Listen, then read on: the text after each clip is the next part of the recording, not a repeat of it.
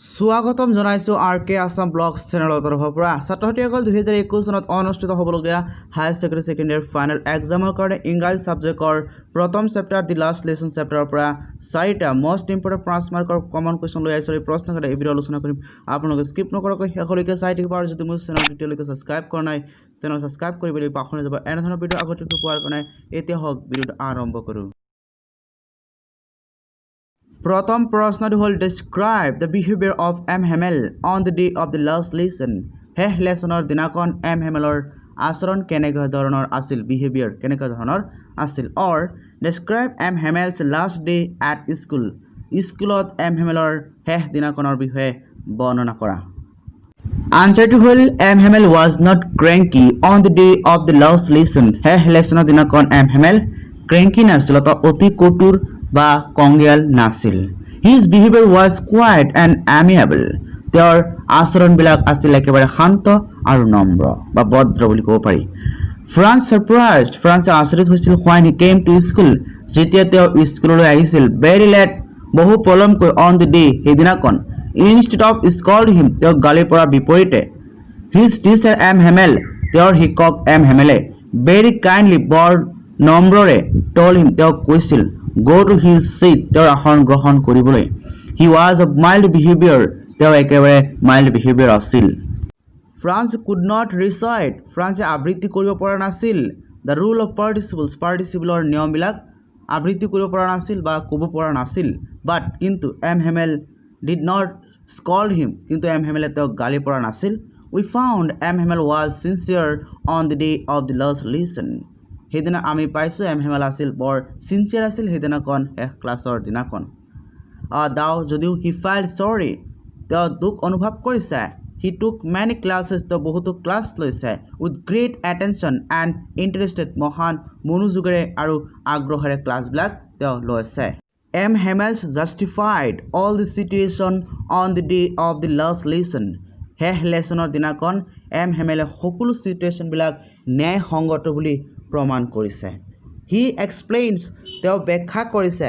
The nature of the people of Alsace and Lorraine, Alsace আৰু লৰেনৰ মানুহৰ নেচাৰবিলাক কেনেকুৱা সেইটো তেওঁ ব্যাখ্যা কৰিছে। হি গিভছ ৰিজনছ, তেওঁ কাৰণ দিছিল। For Franz in ability to read or write their mother tongue, সিহঁতৰ মাতৃভাষা পঢ়িব লিখিব নোৱাৰা অসমৰ্থতাৰ কাৰণে তেওঁ কাৰণবিলাক দিছে। অল দিছ হেভ শ্বুড, সকলো দেখুৱাইছে যে, প্ৰমাণ কৰে যে M Hamel's nature was impartial and attitude was good enough. Thus গতিকে on the day of the last lesson, last লেচনৰ দিনাখন his behaviour was quiet and amiable, শান্ত আৰু ভদ্ৰ আছিল। আনইউজুৱেলি, অসাধাৰণতে we meet at different on the day of the last lesson. Last লেচনৰ দিনাখন এম হেমেলক বেলেগ ধৰণে আমি লগ পাইছোঁ। 2 নম্বৰ প্ৰশ্নটো হ'ল draw a brief character sketch of M Hamel as it shown in the last lesson. The last lesson পাৰ্টটোত উল্লেখ থকা এম হেমেলৰ কেৰেক্টাৰবোৰ কেনেকুৱা ধৰণৰটো বৰ্ণনা কৰা। আনচাৰটো হ'ল M Hamel was cranky. The students were very much afraid of his strict ruler. But on the day of the last lesson M Hamel was found quiet and amiable, with shade of mild behaviour. He did not scold little Franz for being late. He did not blame his students for their inability to read or write their mother tongue. অৰ্থাৎ মাতৃভাষা শিকিব নোৱাৰা অসমৰ্থতাৰ কাৰণে M হেমেলে ছাত্ৰ ছাত্ৰীবোৰক তেওঁ দোষাৰোপ কৰা নাছিল। M Hamel accepted his mistakes without any hesitation. He confessed his faults. It is a rare quality in human being to go through self-criticism. For example, that M. Hamel gave the students a holiday when he wanted to go to fishing, and also he busy his students to water his flower instead of learning their lesson.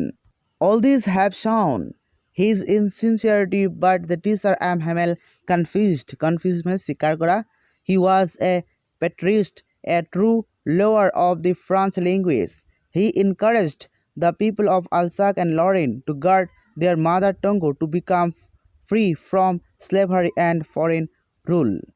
Thou যদিও M Hamel was cranky, M Hamel cranky আছিল on the day of the last লেচনৰ দিনাখন, but his behaviour was changes, in a positive way or direction মানে ধনাত্মক দিশলৈ পৰিৱৰ্তিত হৈছে অৰ্থাৎ যিটো এমিয়েবল এণ্ড নম্ৰ বুলি ক'ব পাৰি সেইটো দিশত পৰিৱৰ্তিত হৈছে শেষ ক্লাছৰ দিনাখন হেমেলৰ আচৰণবিলাক।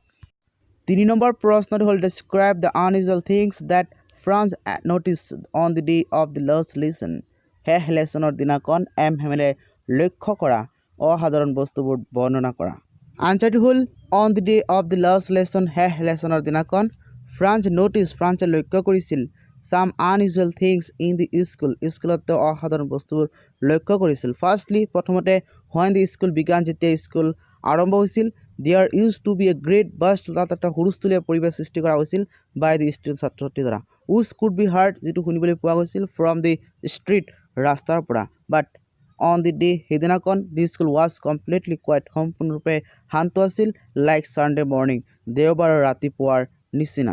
ছেকেণ্ডলি দ্বিতীয়তে when France came to the school যেতিয়া স্কুললৈ ফ্ৰান্সে আহিছিল ভেৰি লেট বহু পলমকৈ অন দি ডে সেইদিনাখন ইনষ্টেড অফ স্কল্ড হিম তেওঁক গালি পৰাৰ বিপৰীতে দি টিচাৰ হেমেল ভেৰি কাইণ্ডলি টল্ড হিম গ' টু হিজ ছিট তেওঁৰ আসন গ্ৰহণ কৰিবলৈ হেমেলে বৰ নম্ৰৰে কৈছিল। Fourthly, France could not put on the rule of participles and the little black silk cap. All his dress were embroidered, did not scold him on the special occasion like prize distribution and inspection days. France also noticed that the elderly village people like to the old houser, the farmer mayor, the farmer postmaster, and servant others were sitting at the back of the classroom. Another unusual thing was that even the little students were exceptionally attentive in the class. The teacher also taught them with extreme care and interest. 4 number প্ৰশ্নটো হ'ল what was the order from Berlin বাৰ্লিনৰ পৰা অহা অৰ্ডাৰটো কি how did that order affect the people of Alsace particularly Hamel and his students অৰ্ডাৰটোৱে বিশেষকৈ আলছাকৰ মানুহৰ আৰু পাৰ্টিকুলাৰলি হেমেল আৰু ছাত্ৰ ছাত্ৰীবোৰক কেনেকুৱা ধৰণৰ প্ৰভাৱ পেলাইছে। আনচাৰটো হ'ল the order from Berlin was that বাৰ্লিনৰ পৰা অহা অৰ্ডাৰটো আছিল যে instead of France language France ভাষাৰ পৰিৱৰ্তে only German language will be taught in the schools of Alsace and Lorraine Alsace আৰু লৰেইনত বিদ্যালয়ত কি কৰা হ'ব জাৰ্মান ভাষা শিকোৱা হ'ব ফ্ৰান্স ভাষাৰ পৰিৱৰ্তে। Therefore গতিকে a new German language teacher would come on the next day and the teacher Hamel left from school এজন নতুন জাৰ্মান লেংগুৱেজ শিক্ষক আহিব অহা কাইলৈ আৰু টিচাৰ হেমেলে স্কুলৰ পৰা গুচি যাব। The order from Berlin had greatly affected the people of Alsace, particularly Hamel and his students. All became emotionally upset for the loss of freedom. The news aroused the patriotic feelings in the schools as well as the villagers who gathered in the school to listen to the last French lesson. Hamel said that Hamel কৈছিল যে French language is the most beautiful language in the world. It is the clearest and the most logical language. Therefore, people must guard it among themselves and never forget it. Their language was the key to their unity and freedom. Everyone listened to him with great attention and respect. Thank you for watching my video.